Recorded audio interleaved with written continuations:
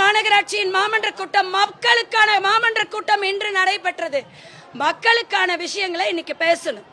ஆனா திமுக கவுன்சிலர்ஸ்க்கு எந்த ஒரு அறிவிப்பும் கிடைக்கல அப்படின்னு திமுக கவுன்சிலர்ஸே திமுக மேயரையும் ஆணையாளரையும் எதிர்த்து உள்ள ஒரே போராட்டம் நடந்தது. இந்த சூழ்நிலையில நான் மரியாதைக்குரிய ஆணையாளர் பார்த்து ஒரே ஒரு கேள்விதான் கேட்டேன். 40 கோடிக்கு ஊழல்னு போட்டிருக்காங்க. இப்ப இந்த 40 கோடிக்கு ஊழலுக்கான பொருட்கள், அதாவது பணிகள், அந்த பணிகளை பாஸ் பண்ணும்போது 100 மாமன்ற உறுப்பினர்களும் உட்கார்ந்துருக்கோம்.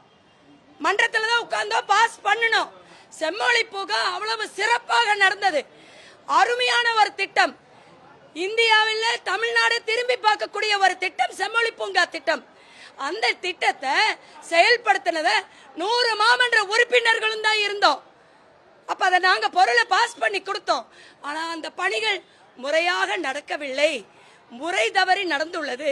அந்த பணிகளுக்குண்டான பில் பாஸ் பண்ணதுல 40 கோடி ஊழல் நடந்திருக்குன்னு ஆடிட் சொல்லியிருக்காங்க.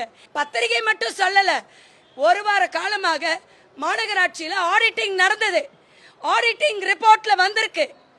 அப்போ இந்த ஊழலை நான் என்ன கேட்டேன் மன்றத்துல, ஆணையாளர் அவர்கள் விளக்கம் கொடுங்க, நாங்க சம்பந்தப்பட்டிருக்கோம், எங்களுக்கு விளக்கம் கொடுங்கன்னு கேட்டோம். இதுல என்ன தப்பு இருக்குங்க?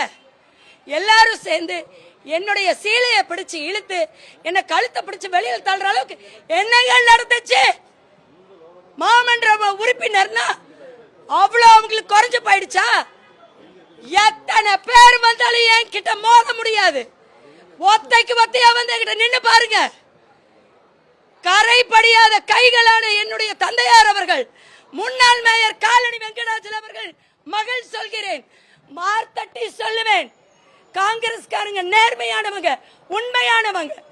எங்கள் மாநில தலைவர் மாணிக் தாகூர் அண்ணன் பிரச்சாரமே பண்ணிட்டு இருக்காரு. நெஞ்சம் நிமிர், நேர்மையாக இரு, லஞ்சம் தவிர. என்ன நினைச்சிட்டு இருக்கீங்க? எங்களுடைய மாண்புமிகு முதலமைச்சர் விஜய் சாருக்கு இந்த விஷயம் தெரிஞ்சதுன்னா உள்ளத்துக்கு போடுவாரு. அவ்வளவு தைரியமா? யார் மேல கை வைக்கிறீங்க? காங்கிரஸ்காரி மேல கை வச்சிருக்கீங்க. சும்மா விட மாட்டோம், வன்மையாக கண்டிக்கின்றேன். இதுக்காக என்ன வெளிநடப்பு செஞ்சிருக்காங்க. காங்கிரஸ் அனைவரும் வெளியில போங்கன்ட்டாங்க. என்ன தைரியத்தில் அப்படி சொல்றாங்க? என்ன தப்பு செஞ்சோம்? மக்களுக்காக தானே கேட்டுட்டு இருக்கோம். நாங்க பொறுப்பெடுத்துக்க முடியாது தவறாக பில் பாஸ் பண்ணதுக்கு.